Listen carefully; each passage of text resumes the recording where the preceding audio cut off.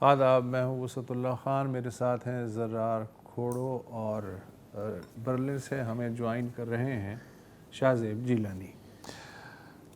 ارشد شریف معروف صحافی، ان کا جو قتل ہوا ہے اس کے کیس کی از خود سماعت کرنے والے سپریم کورٹ کے 5 رکنی بینچ نے حکومت کو کل تک ایک نئی مشترکہ تحقیقاتی ٹیم یعنی JIT بنانے کا حکم دیا ہے، جس میں ISI، IB، FIA اور پولیس کے سینئر افسر شامل ہونے چاہئیں۔ دفتر خارجہ کو ہدایت کی گئی ہے کہ وہ نئی JIT سے مکمل تعاون کرے۔ عدالت نے کہا کہ تحقیقات کا آغاز کینیا میں رہائش پذیر 2 بھائیوں وقار احمد اور خرم احمد سے کیا جائے، جو وہاں ارشد شریف کے میزبان تھے۔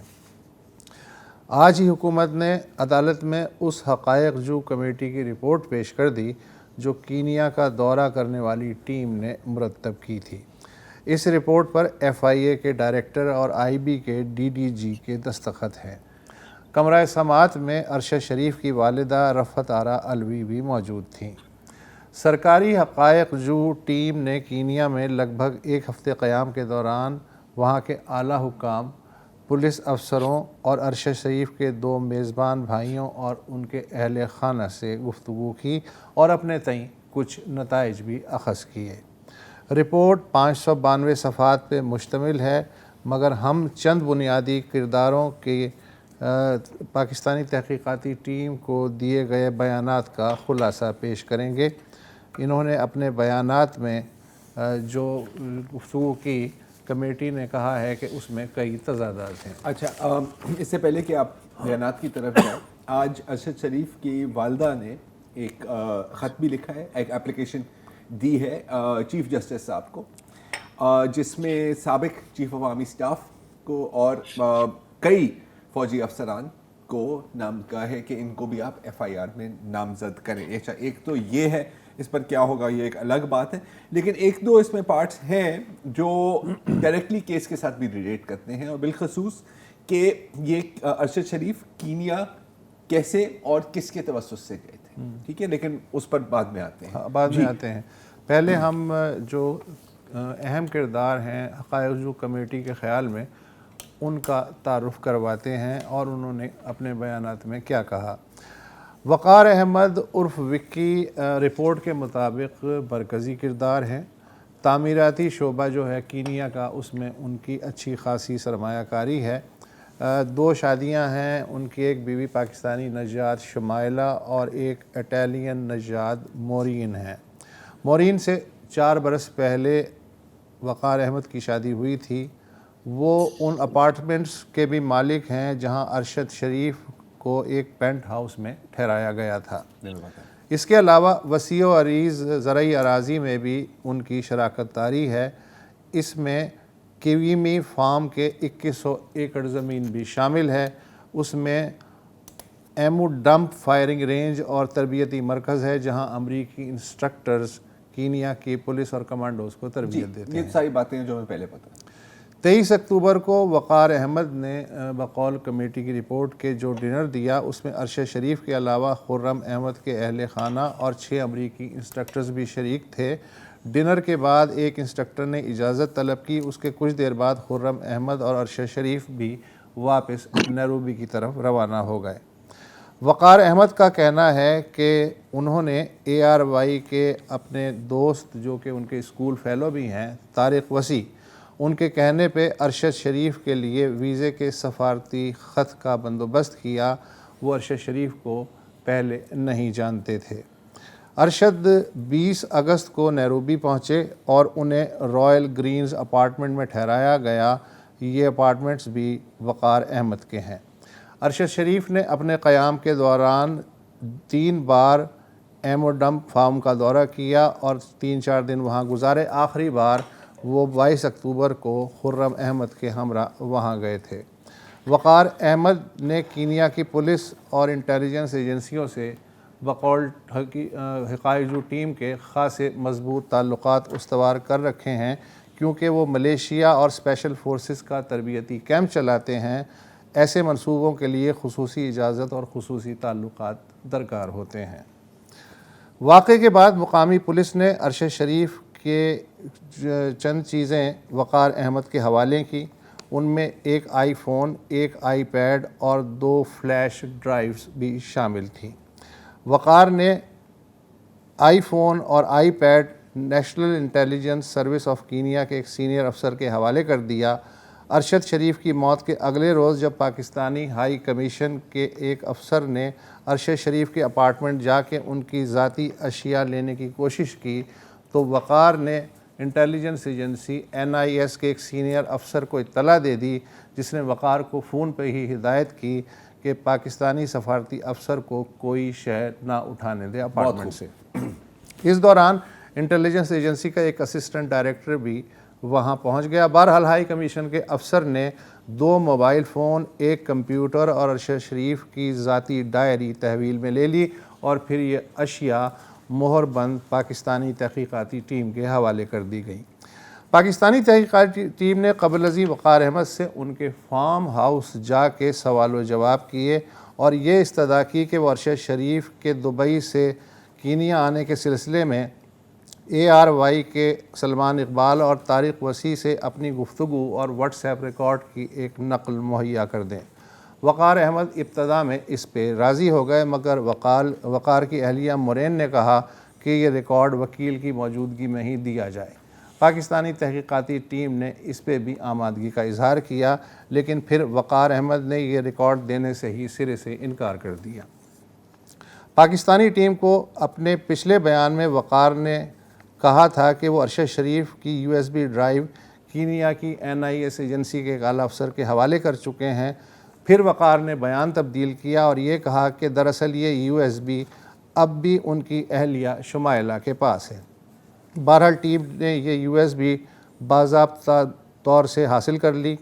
اپارٹمنٹ کے باتھ روم سے کچھ زنانہ کپڑے بھی برآمد ہوئے. وقار احمد نے بتایا کہ یہ ان کی اہلیہ مورین کے ہیں. حالانکہ اس سے پہلے اپنے بیان میں وقار احمد نے یہ دعویٰ کیا تھا کہ اپنے 2 ماہ کے قیام کے دوران ارشد شریف نے سوائے ہم 2 بھائیوں کے کسی سے ملاقات نہیں کی ہے. تحقیقاتی ٹیم نے اپارٹمنٹ کے CCTV فوٹیج دیکھنے کا بھی مطالبہ کیا. وقار نے ابتدا میں تو حامی بھری، پھر ان کی اہلیہ مورین نے کہا کہ یہ فوٹیج نہ دیے جائیں تو بہتر ہیں. اس کے بعد وقار نے یہ فوٹیج دینے سے انکار کر دیا.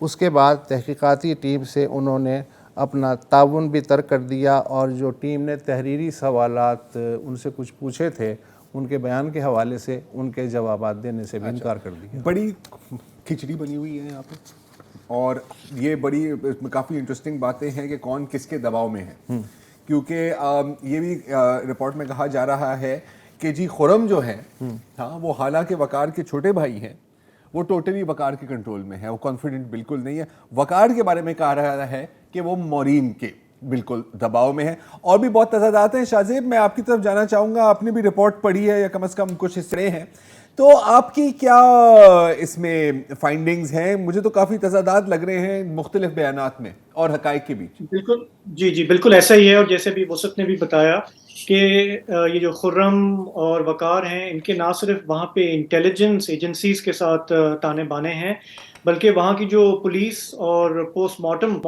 مطلب ڈاکٹرز کا بھی جو کردار ہے وہ بھی بہت مشکوک ہے. اور 1-2 باتیں مجھے کافی اسٹرائک کی اس میں. ہمارا یہ جو فیکٹ فائنڈنگ کمیٹی تھی، تو انہوں نے فار ایگزامپل یہ کہا کہ دیکھیں جب پوسٹ مارٹم ہوا ارشد شریف کا، تو کینیا والا جو پوسٹ مارٹم ہے اور جو پاکستان میں پمز میں ہوا اس میں بہت فرق ہے. کینیا والا بہت ہی بیسک قسم کا ہے. جو یہاں پہ ہوا اس میں ہم نے دیکھا کہ ارشد کو ایک گولی جو ہے وہ پیٹھ میں لگی جو سینے سے پار ہوتی ہوئی گئی، جو دیکھنے میں لگتا ہے کہ قریب سے لگی.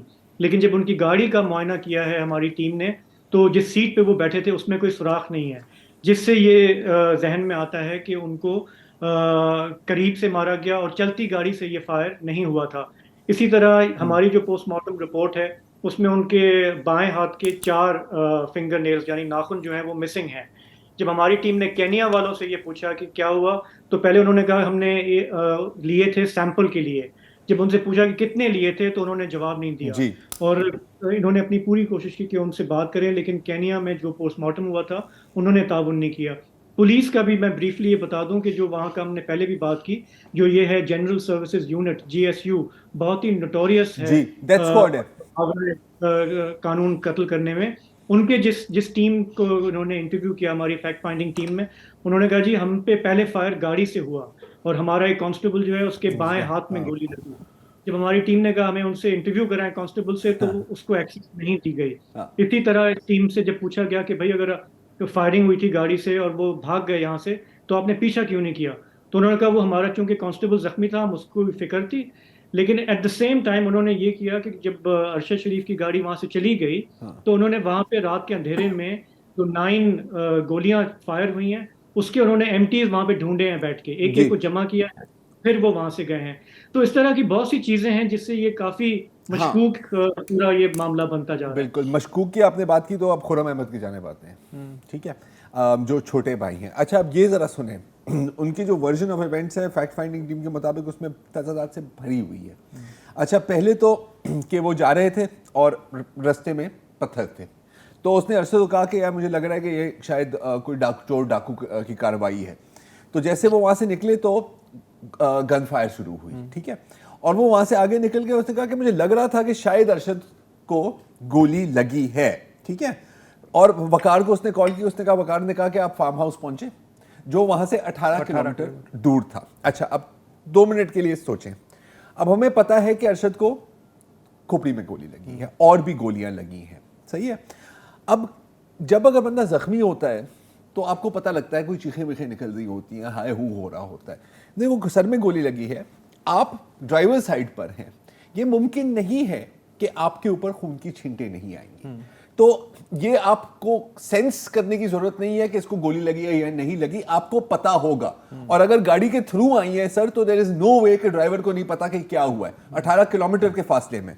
ना सिर्फ वो, ये कोई पेव्ड रोड नहीं है, पक्का रोड नहीं है, कच्चा रोड है, मतलब कि बम्प्स आ रहे हैं, तो जो खून के छींटे हैं वो आपके ऊपर आएंगे ही आएंगे। अच्छा, अब ये एक और बात सुने।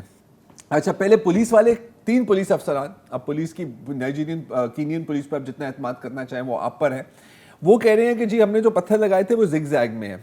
खुर्रम का कहना है कि एक लाइन में। अच्छा, चले, सही है, रात का वक्त है, पैनिक है, बंदा गलती भी कर सकता है यहाँ पर। लेकिन अभी जो बात जो अभी शाहजेब ने भी पॉइंट आउट की थी कि अगर जो चलती हुई गाड़ी पे फायरिंग होती है उसके बुलेट पैटर्न काफी डिफरेंट होता है। तो तहकीकाती टीम के मुताबिक, और ये जाहिर है कि यार ये IB के लोग भी हैं, FI के लोग भी हैं, they know what they talking about, कि जी ये लगता है कि जैसे खड़ी हुई गाड़ी पर फायरिंग हुई है। ओके, राइट, खुर्रम कह रहा है कि नहीं, मैंने तो कभी गाड़ी की रोकी ही नहीं। इंपॉर्टेंट बात है, ये इंपॉर्टेंट बात है सर। अच्छा, दूसरी बात कि हम ये, अब जैसे मैंने कहा था कि खुर्रम वकार के दबाव में है। वकार किसके दबाव में है? तहकीकाती टीम के मुताबिक वो मौरीन उसको सब कुछ चलाती है। अच्छा, ये जो एमो डंप है, ये आइडिया भी मौरीन का था। अच्छा, मौरीन एक्सपर्ट, वकार की बीवी, वो एक्सपर्ट शॉट भी है, ट्रेंड। अच्छा, आपने इटालियन इजाद किया, वो मिक्स्ड रेस है, मतलब हाफ कीनियन हाफ, और किसी कहा जा रहा है कि किसी कबाइली एल्डर की औलाद है, बेटी है, ठीक है। अच्छा, 3 सालों से उनकी शादी हुई है, वगैरह वगैरह। इंटरेस्टिंग अल्फाज जो इस्तेमाल किए फैक्ट फाइंडिंग रिपोर्ट में, उसने कहा कि यार वो इतनी तेज है, ऐसे लग रहा था हमें कि शायद वो भी प्रोफेशनल इंटेलिजेंस अफसर है, ठीक है। उसने कहा कि भाई हर एक लेवल पर वो गारंटीज दे रही हैं, जो भी वकार से, अरे हर इंटरव्यू में वो मौजूद हैं। वकार कोई बात कहता था, वो उसे कहते थे कि नहीं तुमने ये बात नहीं करनी, ऐसे वो, और फिर वो CCTV वाली बात जो आपने की। अच्छा, अब एक और इसमें चीज़ है, और क्योंकि बहुत बात की गई है तारिक वसी के बारे में और सलमान इकबाल जो ARY के ओनर हैं, राइट। अब यहाँ पर आप देखें, ठीक है, जो अरशद साहब की वालदा ने जो ख़त लिखा है उसमें वो क्लियरली कहते हैं कि जी अरशद का किसी और मुल्क का वीज़ा नहीं था, वो दुबई से जल्दी निकल गए। और यहाँ पर भी उसका भी जिक्र है कि CID का अफसर आया था, होटल की लॉबी में मिला था दुबई की CID का, लेकिन उसकी फुटेज इनको नहीं मिल सकी बिकॉज वो दुबई पुलिस अप्रूव करनी होती है। चले, वो अपनी जगह। अरशद की वालदा क्लियरली कहती हैं कि इनका जो ट्रिप है वहाँ वो वकार अहमद के साथ रहा था और अरेंज किया था सलमान इकबाल साहब ने, CEO ARY, वाया तारिक वसी, ठीक है। अच्छा, ये बात मेरा ख्याल है कि वकार भी इस बात की तस्दीक कर रहा है, लेकिन तारिक वसी अपनी इंटरव्यू में کہتے ہیں کہ نہیں جی میں نے تو اس کو کبھی نہیں کہا تھا کہ آپ کینیا جائیں. تو کون اس میں جھوٹ بول رہا ہے؟ کوئی تو جھوٹ بول رہا ہے نا سر. اچھا جہاں تک سلمان صاحب کی بات ہے, ٹھیک ہے, تو انویسٹیگیشن ٹیم کا کہنا ہے کہ وہ بہت کوآپریٹیو تھے, ٹھیک ہے, اور اتنا ہمیں پتہ ہے کہ ان کی بہت گہری ایک ریلیشن شپ تھی ارشد شریف کے ساتھ. لیکن ایک اس میں چیز ہے جو عجیب سی ہے, اور وہ یہ ہے کہ جیسے یہ ہوا جب ایک دو دن بعد, تو اے آر وائی اور بہت چینلز پر یہ خبر چلی کہ وہ کینیا اس لیے گئے تھے کیونکہ وہاں پر آن ارائیول ویزا تھا. کینیا میں آن ارائیول ویزا نہیں ہے پاکستانیوں کے لیے, اور فیکٹ فائنڈنگ ٹیم کا کہنا ہے کہ یہ ناممکن ہے یا یہ مشکل ہے ماننا کہ اے آر وائی کو اس کے بارے میں پتہ نہیں تھا, اور اگر پتہ تھا تو پھر آپ کیوں چلا رہے تھے کہ وہاں پر آن ایئر ویزا ہے. ایک وقفہ لے لیں تو میرے خیال ہے پھر اس میں مزید بات.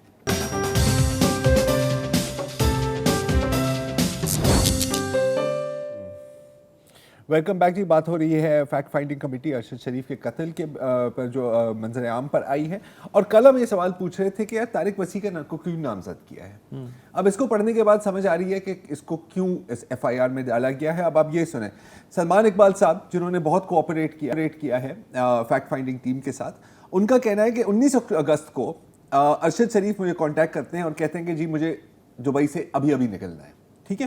4 ممالک اس میں سے شارٹ لسٹ کیے جاتے ہیں, سری لنکا, مالڈیوز, کینیا یا ٹنزانیہ, ٹھیک ہے. مسلمان صاحب کہتے ہیں کہ یار یہ آپشنز آپ کی بنتی ہیں. تو ارشد نے کہا کہ یار میں بہتر سمجھوں گا کہ کسی افریقن کنٹری میں جاؤں. اس وقت طارق وسیع صاحب آتے ہیں اور کہتے ہیں کہ سر فکر ہی نہ کریں, اکارڈنگ ٹو دا رپورٹ میرا ایک بڑا اچھا دوست ہے وقار, میں اس سے بات آپ کی کرا لیتا ہوں, اور وہ کر لیتے ہیں. اچھا انٹرسٹنگلی انف وقار نے بھی بالکل یہ بات مانی ہے کہ ہم پرانے اسکول فرینڈز ہیں, اور کہ میں سلمان اقبال کو کافی دفعہ طارق کے تھرو ملا ہوں. سلمان کا کہنا ہے کہ جی میں تو اس بندے کو جانتا ہی نہیں ہوں, وقار عرف وکی کو, رائٹ, اور کہ ایک دفعہ ہو سکتا ہے کہ میں اس کو کسی جہاز میں ملا ہوں, اور میں مان سکتا ہوں کہ 1000 لوگ آپ کو ملتے ہیں نا, آپ کو کیسے یاد رہے گا. مجھے صرف اتنا پتا تھا کہ وکی طارق وسیع کا بہت اچھا دوست ہے. اب اگر آپ طارق وسیع صاحب کی اسٹیٹمنٹ دیکھیں, اس کے اندر وہ سب کچھ ڈینائی کر رہے ہیں کہ جی میں نے تو کبھی کہا ہی نہیں تھا کینیا کا, میں تو جانتا ہی نہیں ہوں اس کے بارے میں. تو یہ چیز بڑی ڈیوبیس ہے, بیکاز یہ وہ کیریکٹر ہے, اگر آپ پیراگراف 266 کو دیکھیں, جو وقار کے ساتھ بھی لنک ہوتے ہیں, جو ارشد کے ساتھ بھی لنک ہوتے ہیں, اور جو سلمان اقبال صاحب کے ساتھ بھی لنکڈ ہوتے ہیں. سلمان اقبال صاحب کے مطلب مجھے پتا کہ بہت ایکوزیشنز ہیں, وہ ایک الگ بات ہے, ٹھیک ہے, لیکن یہاں پر کلیئر ہے کہ انہوں نے کوآپریٹ کیا ہے. طارق وسیع پر چیزیں آتی ہیں, تو اگر ہم دیکھیں اس کی جو کنکلوژنز اور فائنڈنگز, اچھا کچھ اب ظاہر ہے کہ تضادات ہیں ایون سلمان اقبال کی سٹیٹمنٹس میں, کہ وہ کہتے ہیں کہ جی وقار کہتے ہیں کہ جی میں نے طارق وسیع کو کال کی کہ جی ارشد شریف کی موت ہو گئی ہے, اور یہ میں نے پہلے 30 منٹ میں کیے. سلمان اقبال صاحب کا کہنا ہے کہ نہیں یہ جو 3-4 گھنٹے بعد مجھے کال آئی ہے. تو یہ مسنگ 3.5 آورز بھی ہیں یہاں پر. اس کا کیا مطلب ہے دیکھتے ہیں. اچھا پھر مین جو چیزیں ہیں اس کے اندر وہ یہ ہیں کہ ایک سیکنڈ میں ذرا یہاں پہ آ جاؤں. اب فائنڈنگز میں اگر آپ جائیں تو وقار کلیئرلی, اگر میں تھوڑا سا ریکیپ کرنا ہوگا, کینیا کی national intelligence services, international agencies اور کینین پولیس کے ساتھ بڑے کلوز تعلقات ہیں, اس حد تک کہ وہ انہوں نے باقاعدہ بلاک کیا. اچھا کینیا کی جو نیشنل انٹیلیجنس سروس ہے اس کا ایک بہت بڑا کردار رہا ہے اس میں کہ یار کسی طرح یہ جو ڈاکیومنٹس ہیں یا یہ جو پین ڈرائیوز ہیں اور لیپ ٹاپس ہیں, آئی پیڈ, یہ پاکستانی اتھارٹیز کے ہاتھ نہ چڑھیں. اور یہ پہلے بھی ہم نے بات کی ہے کہ حالانکہ خرم اور وقار اس کے مرکزی کردار ہیں, ان کو کبھی حراست میں نہیں لیا گیا کیونکہ اپیرنٹلی وہاں پر وہ بہت بڑی مچھلی ہیں. اچھا پولیس کی جو سٹیٹمنٹس ہیں, کینین پولیس کی سٹیٹمنٹس, وہ فیکٹ فائنڈنگ کمیٹی بالکل رد کرتی ہے. اور آپ کو یاد ہوگا جب پہلے دن ہم نے یہ قتل ہوا تھا, اس کے بعد جب ہم نے کینین جرنلسٹ سے بھی بات کی تھی تو کم و بیش یہی تھا کہ سر ان کی تو آپ کسی بھی بات پر نہ جائیں, ان کا ریکارڈ آپ کے سامنے ہے. تو کنکلوژن ان کی یہ بنتی ہے کہ یہ ایک ظاہر ہے, یہ تو میں پہلے سے پتا تھا کہ یہ کوئی مسٹیکن آئیڈینٹی کا کیس نہیں تھا, یہ طے شدہ منصوبہ تھا ایک, اور اس میں ٹرانس نیشنل کیریکٹرز موجود ہیں. اب یہ اپنی جگہ, کوئی اس کو ماننا چاہے یا نہ ماننا چاہے, یہ آئی ہے آپ کی fact finding report so for. اب ذرا اور جی یہ آپ نے آپ نے بالکل صحیح کہا کہ ہمیں اس کو ایسے ہی لینا چاہیے کہ یہ ایک فیکٹ فائنڈنگ جی بالکل رپورٹ ہے، یہ کوئی فل انویسٹیگیشن نہیں ہے، ہاں کیونکہ یہ ان کا مینڈیٹ بھی نہیں تھا اس ٹیم کا. اور اپنے طور پر دیکھیں نا، کینیا جا کر، دبئی جا کر، یہاں پہ رہ کر انہوں نے کافی سارے فیکٹس تو اسٹیبلش کر بھی لیے ہیں، لیکن ظاہر ہے کہ اس کی تہ تک جانے کے لیے مزید تھورو انویسٹیگیشن کی ضرورت ہے. ہاں لیکن طے تک کوئی پہنچنے نہیں والا کبھی بھی، کیونکہ دیکھیں اگین اس طرح کی انویسٹیگیشن میں آپ کو پتا ہے کہ پہلے مطلب 24-48 گھنٹے کیا پہلا ہفتہ ہی کروشل ہوتا ہے نا in information gathering and evidence gathering.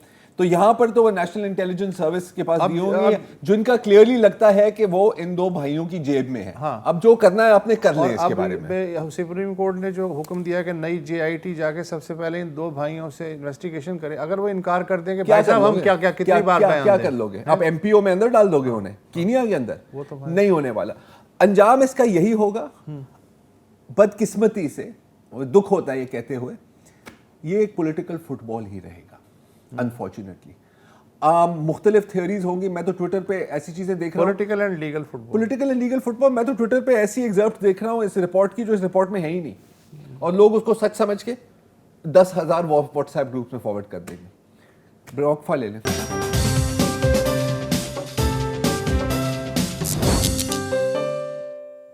اب بات کرتے ہیں پاکستان کی کمیٹی اسکینڈل کے بارے میں. آپ کو پتا ہوگا سوشل میڈیا پہ کافی وائرل ہوا ہے، نیوز اور میڈیا میں بھی بات ہو رہی ہے. مرکزی کردار اس کے ہیں سدرا حمید صاحبہ، ایک انٹرپرینیور ہیں جنہوں نے کمیٹی کا کاروبار ہی میں کہہ سکتا ہوں شروع کیا.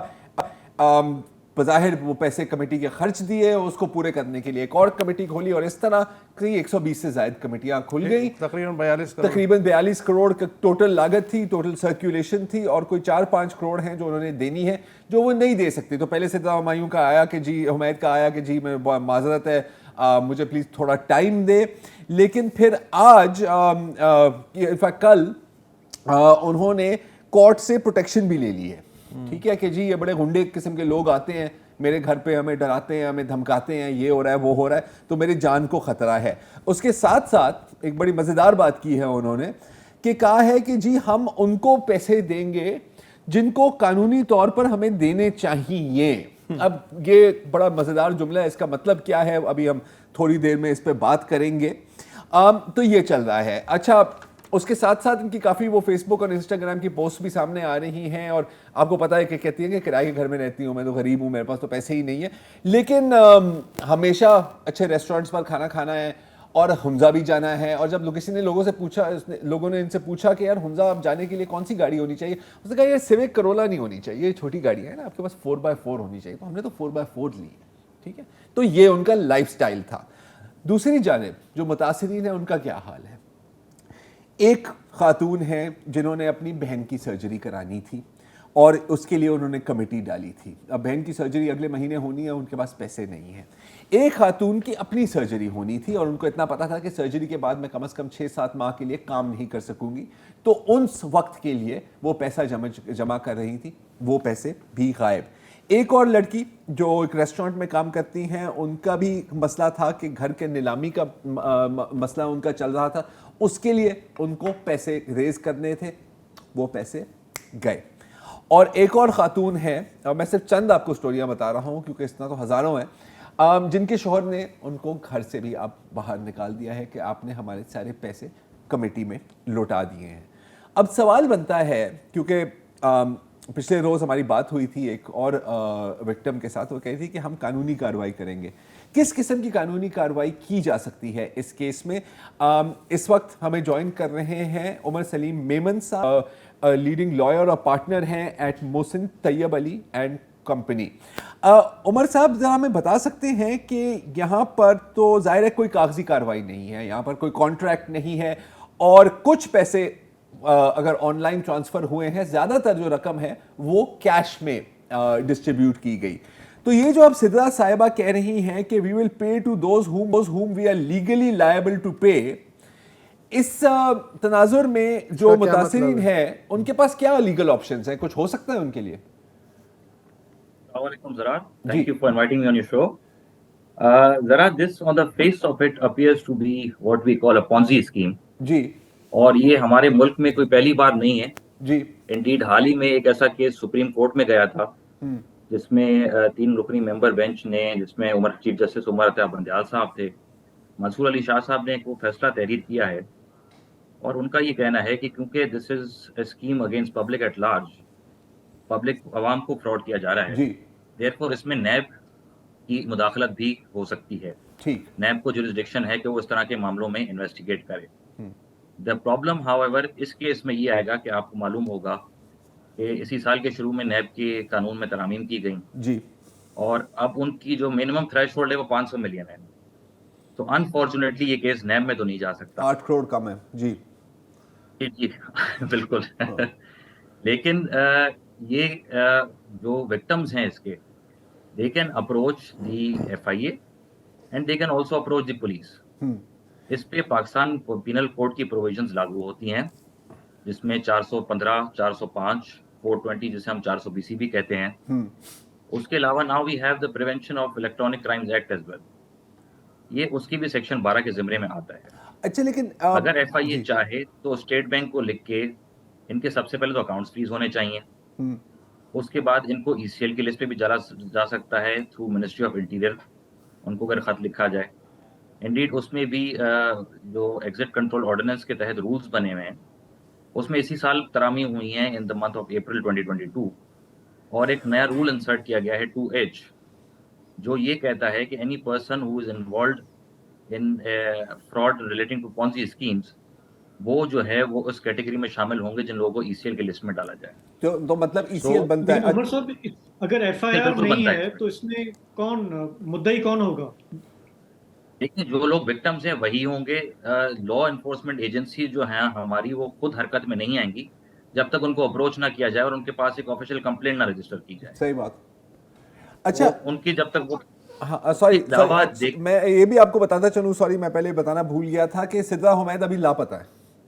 ٹھیک ہے، وہ نہ وہ فون اٹھا رہی ہیں اور ان کے گھر پہ جب لوگ جانے وہ نہیں ہے، تو ہو سکتا ہے کہ وہ فرار ہو گئی ہیں. تو یہ پوائنٹ آپ کا اچھا ہے کہ ان کو ECL پہ ڈلوا لینا چاہیے. میں نے ECL کا کہا کہ ہو سکتا ہے کہ ابھی تک اگر فرار نہیں ہوئی ہوں تو ان کا ایسا کوئی ارادہ ہو ان قریب جانے کا. عمر میمن صاحب یہ ساری چیزیں تو ہو سکتی ہیں، لیکن اگر کوئی کاغذ ہی نہ ہو تو کس بنیاد پہ ہو سکتی ہیں یہ سارے اقدامات؟ اچھا میں اس میں اضافہ کر دوں عمر کہ FIR تو درج ہو جائے گی، جب وہ پروسیکیوشن اور انویسٹیگیشن کی طرف آئیں گے تو کیا ان کے تو وکیل یہ کہیں گے نا کہ جی آپ کے پاس ثبوت کیا ہے، تو اس حال میں کیا کیا جائے؟ پھر قانون صرف ایک ریٹن اگریمنٹ کو نہیں مانتا ہے، قانون یہ بڑی کلیئرلی کیٹیگوریکلی اورل اگریمنٹ بھی مانا جاتا ہے، where they can prove it through conduct or actions in the absence of a written agreement, تو they can establish a case out. اچھا یہاں پہ جہاں تک میں نے جو پڑھا ہے کہ کئی جو رقوم تھیں وہ ان کے اکاؤنٹ میں یا ان کے ہسبینڈ کے اکاؤنٹ میں کی گئی تھیں،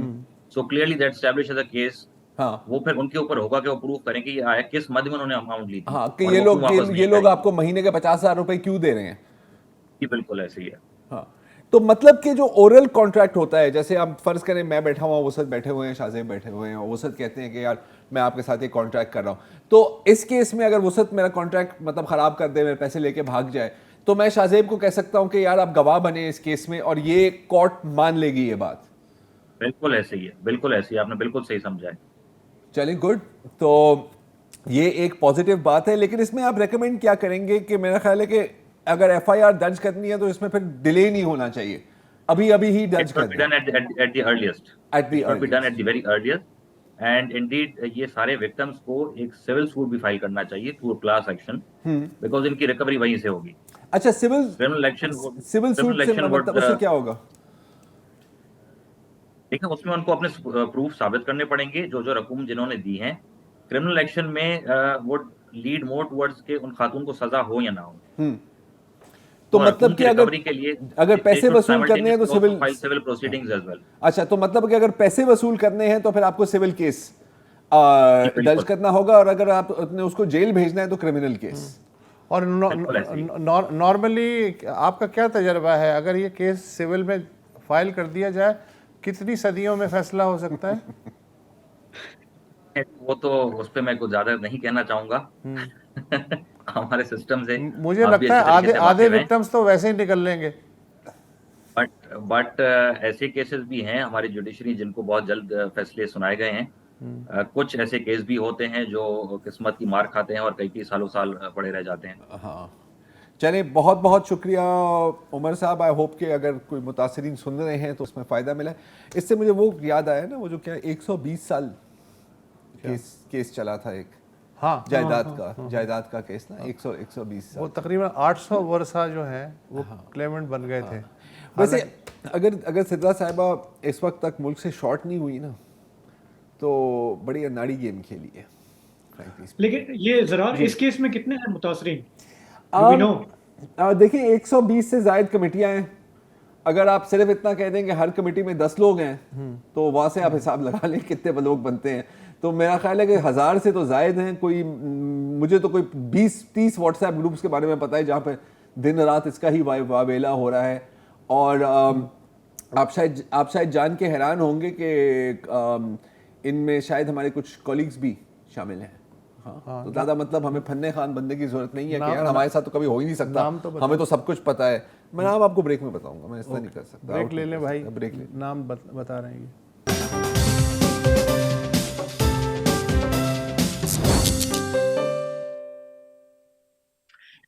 پاکستان میں تو ہماری جمہوریت کو خطرہ رہتا ہی ہے, ہر وقت ہی رہتا ہے.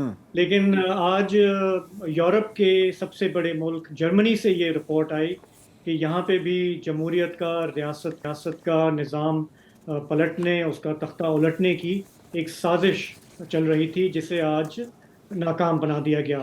تو رپورٹ یہ آئی کہ جرمنی کی سیکیورٹی سروسز نے یہ دہشت گردی کے خلاف, جمہوری نظام کے خلاف جو یہ سازش ہے اس کو وہ 1 سال سے مانیٹر کر رہے تھے. اور آج انہوں نے کوئی 11 الگ الگ ریاستوں میں کارروائی کی, 130 الگ الگ مقامات پر چھاپے مارے, جس کے نتیجے میں اب کوئی 25 افراد ہیں جنہیں زیر حراست لیا گیا ہے. اس گروپ کا جو تعلق ہے یا یہ جو نیٹ ورک ہے وہ بتایا جاتا ہے رائس برگ موومنٹ, یعنی کہ یہ ایک ایسی تنظیم ہے جو جمہوریت میں یقین نہیں رکھتی, جرمنی کے جو ریاستی ادارے ہیں ان میں یقین نہیں رکھتی, اور ان کا پورا پلان یہ تھا کہ ہم پارلیمان پر چڑھائی کریں گے, وہاں دنگا فساد ہوگا اور ہم ٹیک اوور کر لیں گے.